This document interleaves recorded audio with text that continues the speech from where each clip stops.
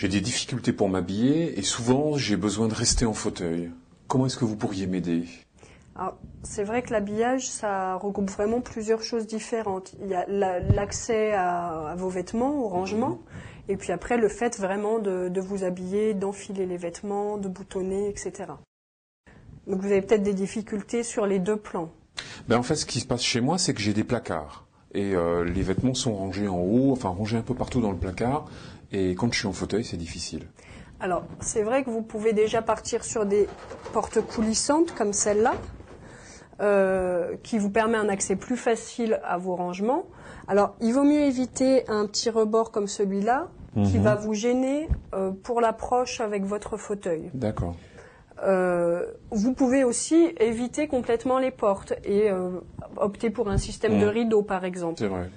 Après, pour accéder à vos vêtements, vous pouvez avoir des systèmes comme celui-là, qui permettent de faire venir les vêtements jusqu'à vous, plutôt que de vous devoir aller chercher au fond du placard.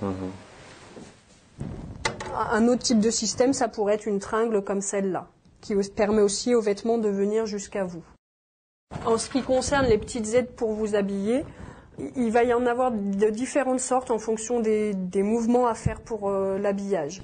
Par exemple, pour les chaussettes, vous pouvez avoir un enfile-chaussettes de ce type-là, qui vous permet de les enfiler tout en restant assis et en sécurité, sans avoir à vous pencher ou à être en déséquilibre. D'accord. En faisant glisser la chaussette jusqu'au sol pour l'enfiler. Pareil pour les chaussures, vous avez différents chausse-pieds qui peuvent vous aider à enfiler vos chaussures tout en restant assis. Et ça, c'est un chausse-pied classique qu'on trouve dans n'importe quel magasin, oui, en fait? Bien sûr, oui. D'accord. Vous avez aussi, dans les choses par contre un petit peu plus spécialisées, des enfile-boutons qui peuvent vous permettre d'enfiler plus facilement des boutons, même avec des difficultés de préhension. D'accord. Moi, j'ai pas de problème avec les mains et les boutons, donc...